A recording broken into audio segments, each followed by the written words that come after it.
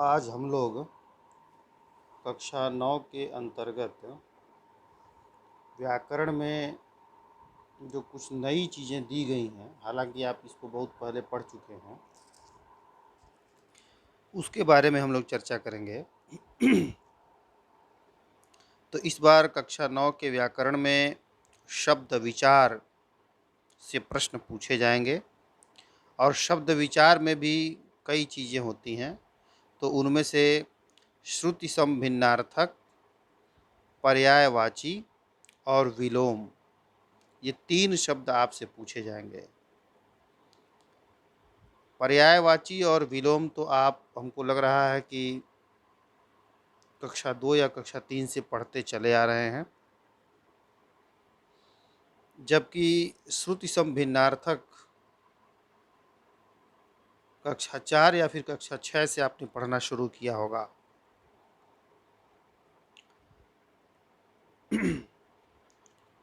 तो इसलिए जब भी शिक्षक भाषा पढ़ाते समय शब्द का अर्थ आपको बताते हैं या शब्द का प्रकार आपको बताते हैं, तो आप सभी को ध्यान से उन बातों को सुनना चाहिए और कंठस्थ करना चाहिए, क्योंकि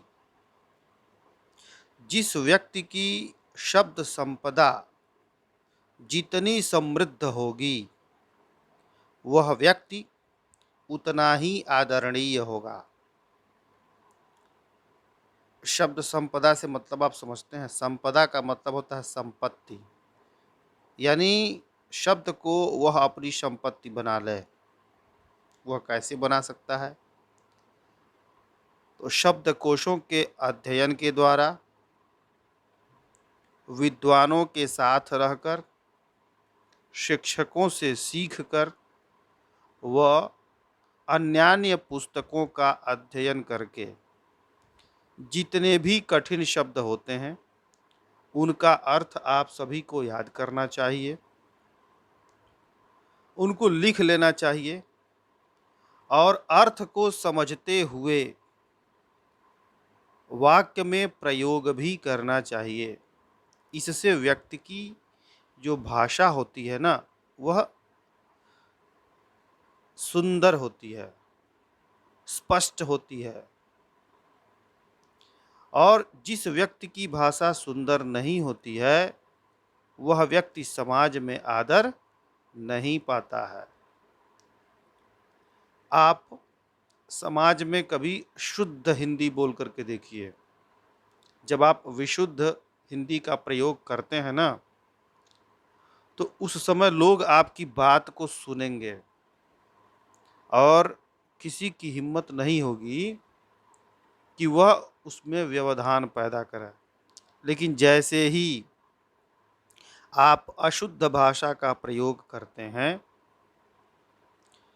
तो जो पढ़े लिखे लोग हैं वह तुरंत समझ जाते हैं कि यह व्यक्ति किस स्तर का है ना, और फिर नुक्ताचीनी शुरू हो जाती है।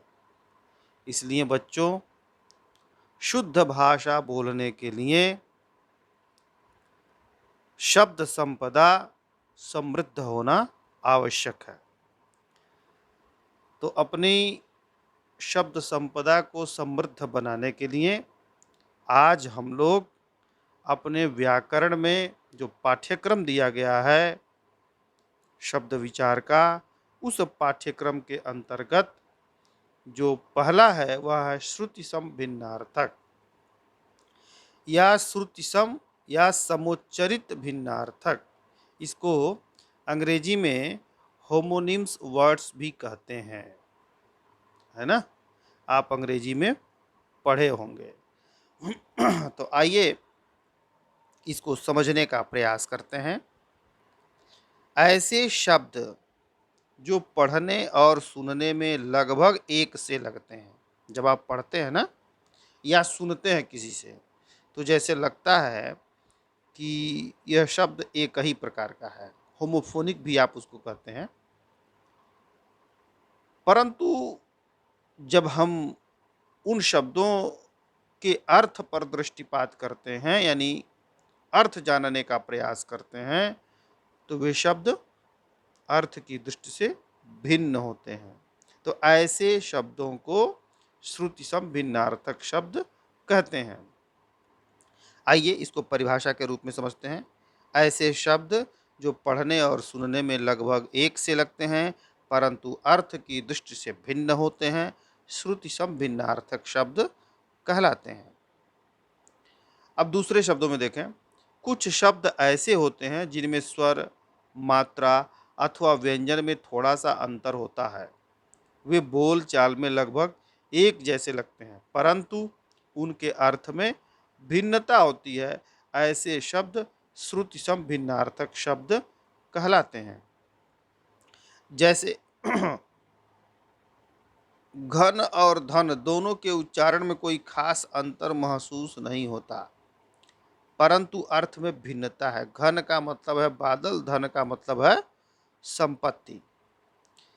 तो ऐसे ही तमाम शब्द हैं जिनमें से कुछ शब्दों की सूची आपको समझने के लिए नीचे दी जा रही है। आप इसको समझने का प्रयास करें और याद करें। जैसे अ से बनने वाले कुछ शब्द हैं, देखें यहाँ लिखा है अचार और आचार। अचार आप जानते ही हैं, आम का अचार, इमली का अचार, आंवले का अचार, मिर्चे का अचार, है ना, आपके घर में बनता होगा। तो इस अचार का मतलब है खट्टा खाद्य पदार्थ। लेकिन एक दूसरा शब्द दिया हुआ है आचार। तो आचार का मतलब होता है व्यवहार, आपका आचरण, है ना। तो देखें कितना अंतर हो गया अचार और आचार में। देखने सुनने में तो यह एक समान लग रहा है लेकिन अर्थ देखें तो बिल्कुल अलग अलग है। वैसे ही दूसरा शब्द दिया हुआ है अधम और अधर्म। अब देखें अधम, अधम का मतलब होता है नीच, है ना, और अधर्म, अधर्म का मतलब होता है पाप, जो बिल्कुल धर्म के विरुद्ध हो। ऐसे ही शब्द है अवधि और अवधि। मैंने देखा है प्रायः अवधि और अवधि का अर्थ आप नहीं समझते हैं। देखिए अवधि, अवधि का मतलब होता है समय, ड्यूरेशन आप अंग्रेजी में उसको कहते हैं। और अवधि क्या है ना, एक भाषा का नाम है। जब आपको भाषा पढ़ाया गया होगा, आपको तो बताया गया होगा कि अवधी, ब्रज, बुंदेली, है ना, भोजपुरी, मगही, मैथिली, ये भाषा उपभाषाएं हैं और बोलियां भी हैं, है ना। तो अवधि का मतलब समय, जिसको अंग्रेजी में हालांकि इसका मतलब होता है ड्यूरेशन, और अवधि का मतलब होता है भाषा, है ना। वैसे ही देखें अन्न और अन्य। अब देखें अन्न, अन्न आप सभी लोग जानते होंगे, अन्न का मतलब होता है अनाज और अन्य का मतलब होता है दूसरा, अदर, है ना। वैसे ही देखें अंश और अंश, थोड़ा सा अंतर है उच्चारण में, अंश और अंश।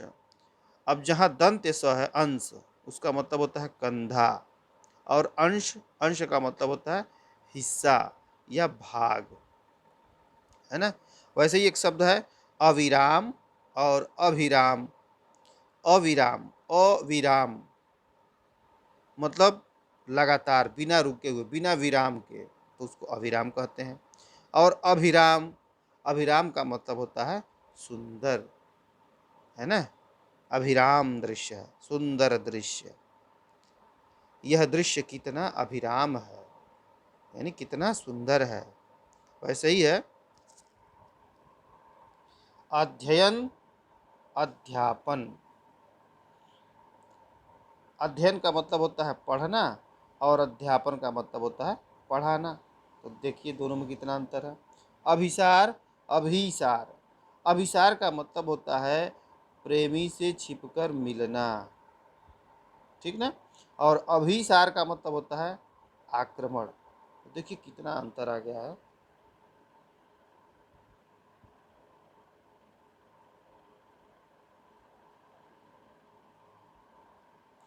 वैसे ही अंबर और अंबार।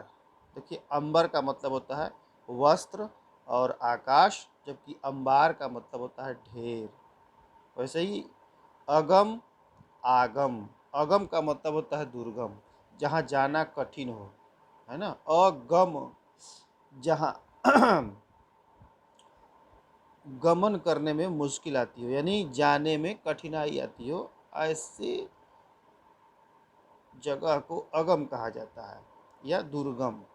और आगम, आगम का मतलब होता है शास्त्र, है ना।